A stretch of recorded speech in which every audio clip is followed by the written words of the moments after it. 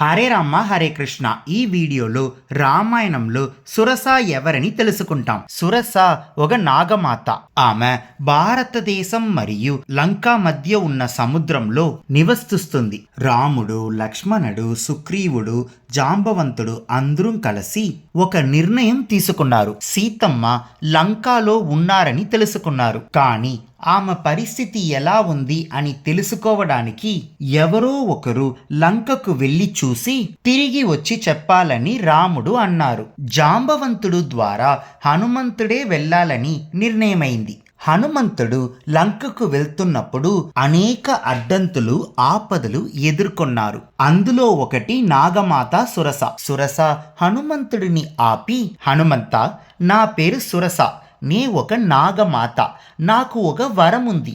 ఈ మార్గంలో ఎవరు వచ్చినా వారు నా నోటిలోకి ప్రవేశించాలి. నా నోటి ద్వారా వెళ్లకుండా సముద్రం దాటడానికి నేను అనుమతించను అని చెప్పారు. హనుమంతుడు సురస నోటి ద్వారా వెళ్ళగానే నోరు మూసి మింగేయడం సురసతో ఆలోచన.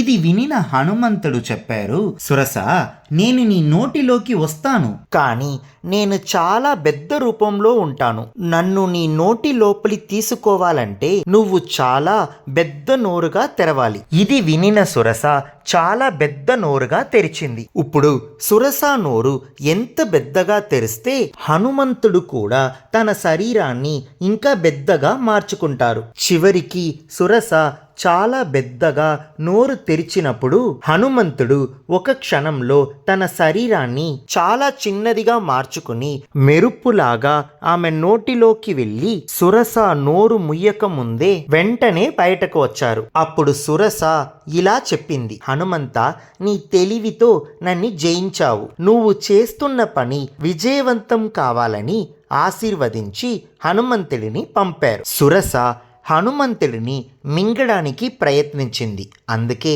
మన ఈసీజీ కార్డ్స్లో సురసకు నెగటివ్ సింబల్ ఇచ్చినాము. ఇంకా సురస గురించి ఎక్కువ తెలుసుకోవాలంటే ఈ వీడియో డిస్క్రిప్షన్లో ఉండే లింక్ని తప్పకుండా చూడండి. హరే రామ హరే కృష్ణ.